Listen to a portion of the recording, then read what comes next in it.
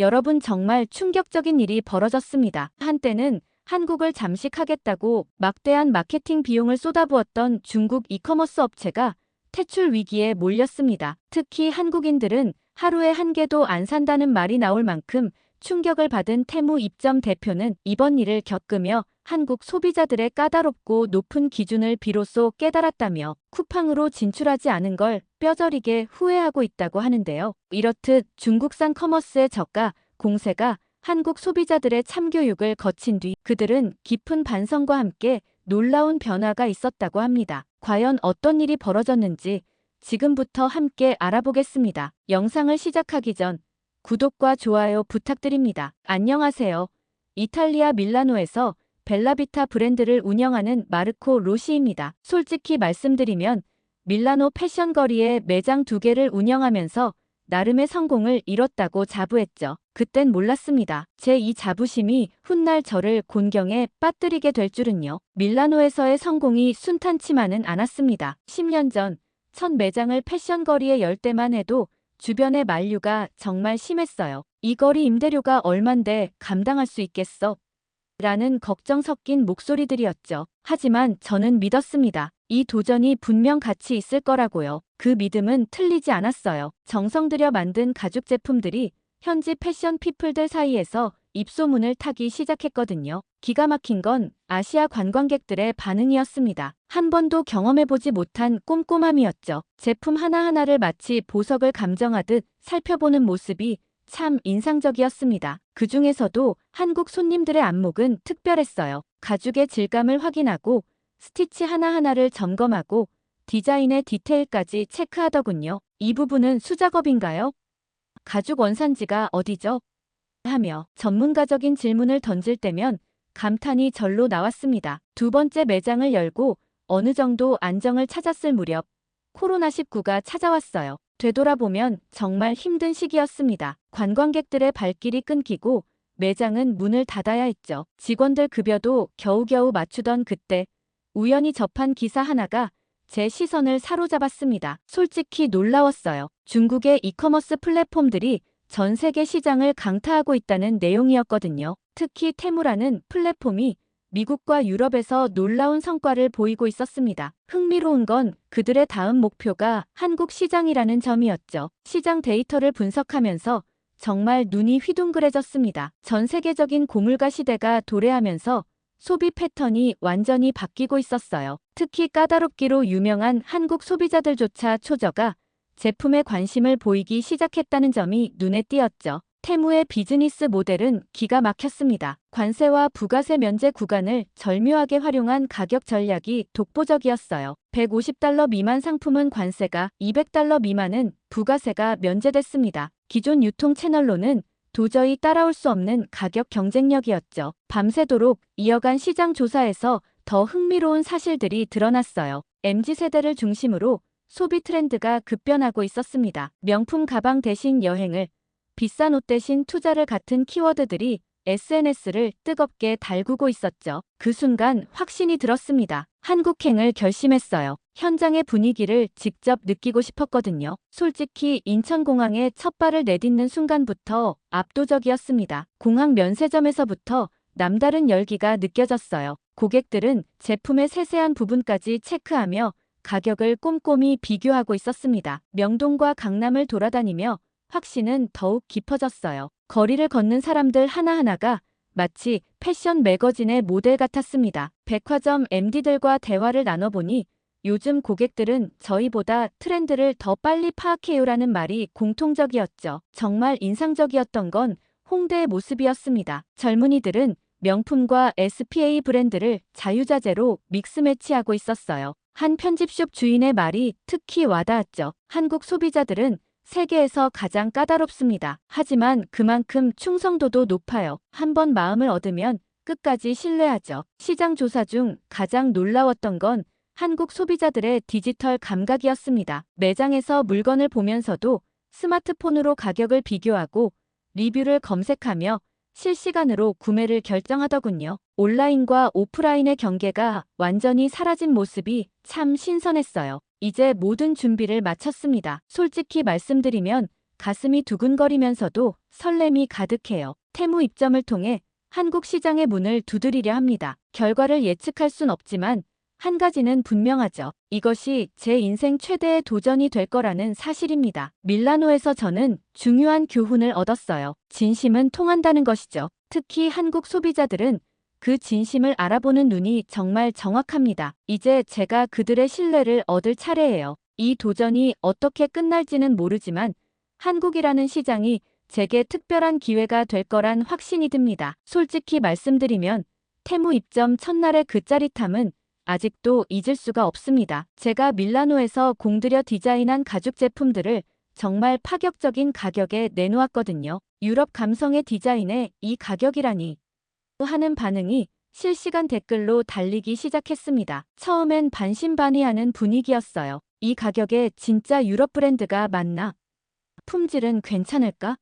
하는 의견들이 많았죠. 그래서 파격적인 프로모션을 준비했습니다. 첫 구매 고객 100명에게는 50% 특별 할인을, 리뷰를 남겨주시는 분들께는 추가 할인 쿠폰을 드리기로 했어요. 그런데 이게 웬걸요? 프로모션을 시작한 지 단 1시간 만에 준비했던 특별 할인 물량이 전부 소진됐습니다. 실시간 채팅방은 언제 다음 물량 들어오나요? 재입고 언제 되나요? 하는 문의로 도배가 됐죠. 처음으로 느꼈어요. 아, 이게 한국의 힘이구나. 첫 주문자분들의 리뷰가 올라오기 시작하면서 판매량이 더욱 폭발적으로 늘어났습니다. 가성비 실화냐? 유럽 감성 제대로네요. 배송도 빠르고 포장도 좋아요 같은 긍정적인 리뷰들이 쏟아졌어요. 특히 명품 못지않은 퀄리티라는 평가를 받았을 때는 정말 어깨가 으쓱했죠. 한 달 만에 월 매출 1억을 돌파했습니다. 밀라노 매장 2개의 월 매출을 합친 것보다 더 큰 금액이었어요. 이게 바로 온라인의 힘이구나 싶었죠. 테무 플랫폼 전체 판매 순위에서도 상위권에 오르기 시작했습니다. 자신감이 점점 커졌어요. 이 정도면 한국 시장은 금방 사로잡을 수 있겠다 싶더군요. 곧바로 새로운 라인업을 기획했습니다. 가방, 지갑에 이어 신발, 의류까지 제품군을 확장하기로 했어요. 기존 공장에서는 물량을 감당하기 어려워 새로운 생산처도 찾아야 했죠. 그때 장웨이라는 중국 공장 사장을 만났습니다. 마르코, 지금 한국이 완전 블루오션이야. 더 빨리 움직여야 해. 인증, 그런 건 나중에 받아도 돼. 일단 물량부터 쏟아부어. 그의 말이 제 귀에 솔깃하게 들리기 시작했어요. 원가를 더 낮추기 위해 이것저것 줄이기 시작했습니다. 가죽 등급을 한 단계 낮추고 부자재는 좀 더 저렴한 걸로 바꾸고 예전 같았으면 절대 하지 않았을 선택들이었죠. 근데 이상하게 그때는 그게 괜찮아 보였어요. 어차피 한국 사람들은 가격만 싸면 다 좋아하지 않을까?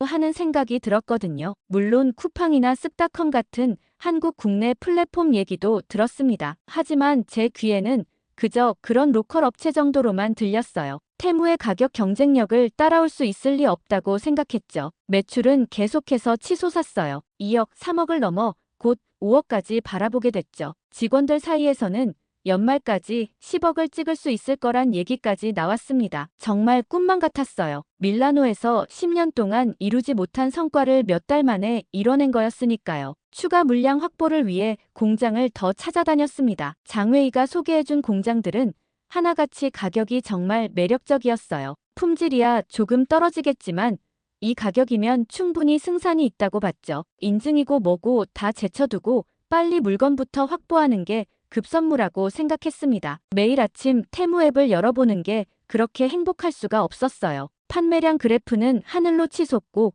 리뷰는 수천 개가 넘어가고 뭐 하나 걱정할 게 없어 보였죠. 한국 시장이 이렇게 만만할 줄이야. 솔직히 처음에 가졌던 두려움이 우습게 느껴질 정도였습니다. 쓱닷컴의 MD가 미팅을 제안해 왔을 때도 거절했어요. 테무에서 이렇게 잘 팔리는데 굳이 국내 플랫폼이 왜 필요하냐는 생각이었죠. 쿠팡 측에서도 연락이 왔었는데 그때도 같은 이유로 넘겼습니다. 제 눈에는 그저 테무를 따라하는 후발주자로만 보였거든요. 정말이지 그때는 몰랐습니다. 제가 얼마나 큰 실수를 저지르고 있는지, 한국 시장의 진짜 무서움을 아직 보지 못했다는 걸. 초저가로 승부를 보면 다 잘 될 줄 알았죠. 그게 얼마나 오만한 생각이었는지 곧 뼈저리게 깨닫게 될 줄은 상상도 못했습니다. 아니, 이게 말이 됩니까? 어제까지만 해도 잘 나가던 브랜드였는데 하루아침에 이런 일이 벌어질 줄이야 싶었습니다. 그날 아침도 평소처럼 테무 앱을 열었는데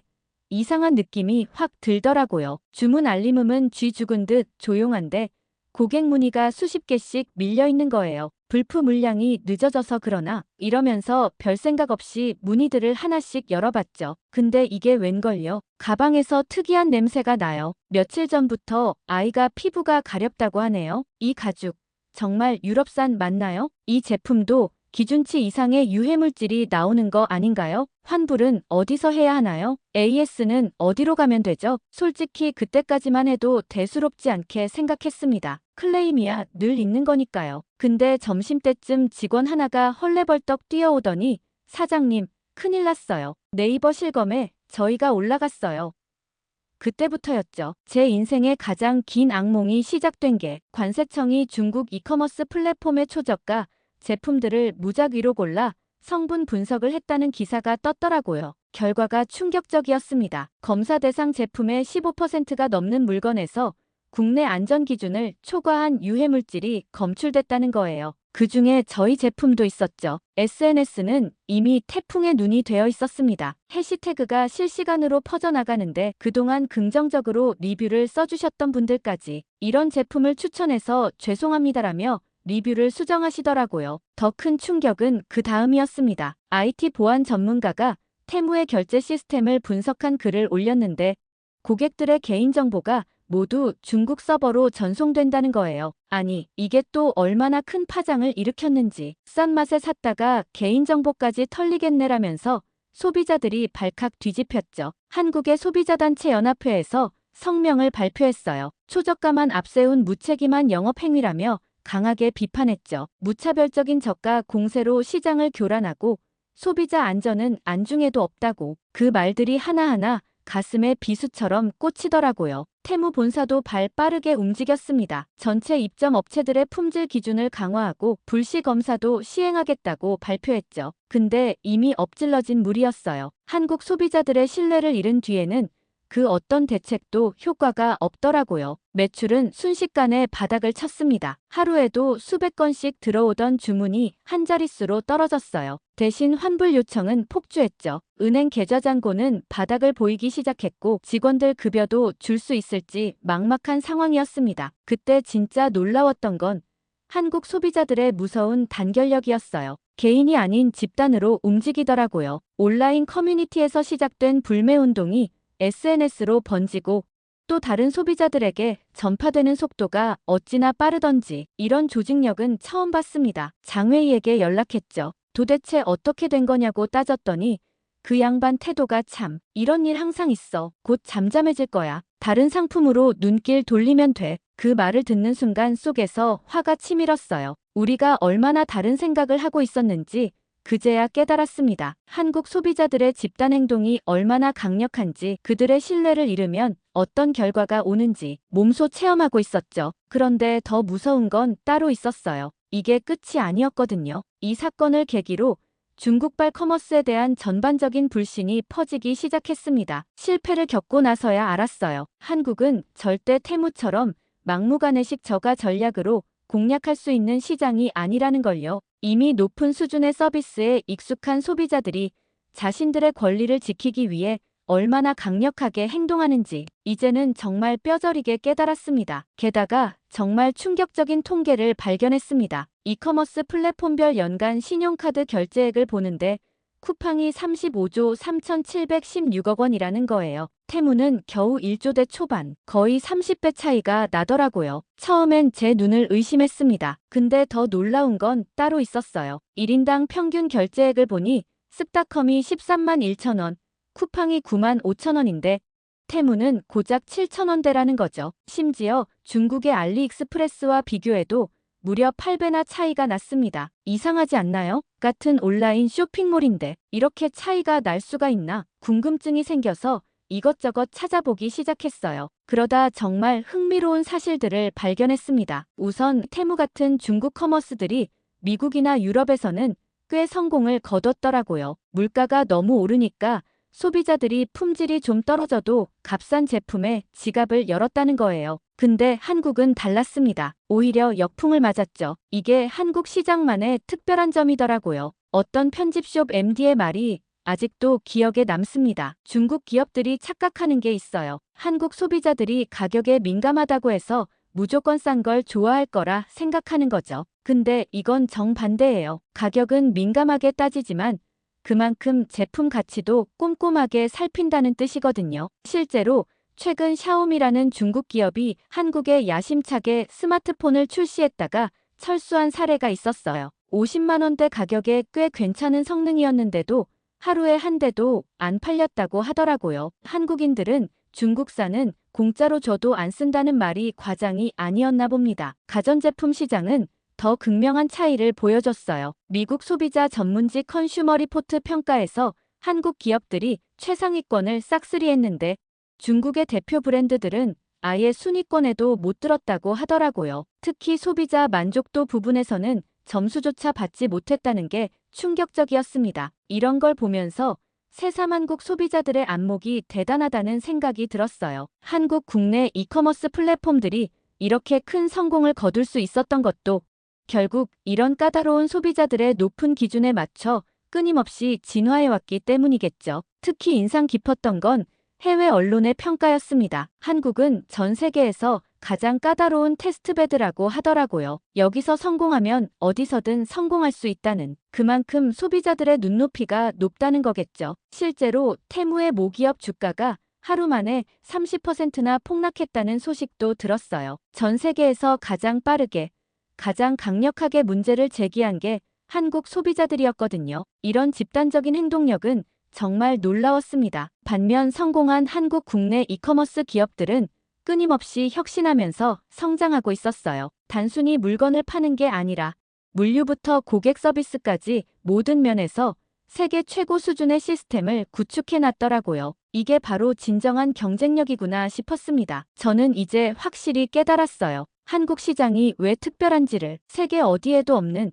이런 혁신적인 소비 생태계가 만들어질 수 있었던 건 바로 한국 소비자들의 남다른 안목과 까다로운 기준 때문이었던 거죠. 돌이켜보면 정말 부끄럽네요. 초저가 전략으로 쉽게 성공할 수 있을 거라 생각했던 제 자만심이. 한국은 결코 그렇게 만만한 시장이 아니었습니다. 오히려 세계에서 가장 앞서가는, 그래서 가장 도전하기 어려운 시장이었던 거죠. 매일 아침 회사 통장 잔고를 확인하는 게 일과가 됐습니다. 환불 요청이 밀려들면서 자금이 급격히 바닥나고 있었거든요. 처음에는 버티면 되겠지 했는데 이게 웬걸요? 클레임 처리하는 직원 인건비에, 반품 물류비에, 환불 수수료까지 예상치 못한 비용들이 눈덩이처럼 불어나더라고요. 그때 우연히 국내 한 유통사 임원을 만났습니다. 그분 말씀이 아직도 귓가에 생생해요. 마르코 씨, 한국에서는 반품도 서비스의 시작일 뿐이에요. 환불은 기본이고 무료 수거에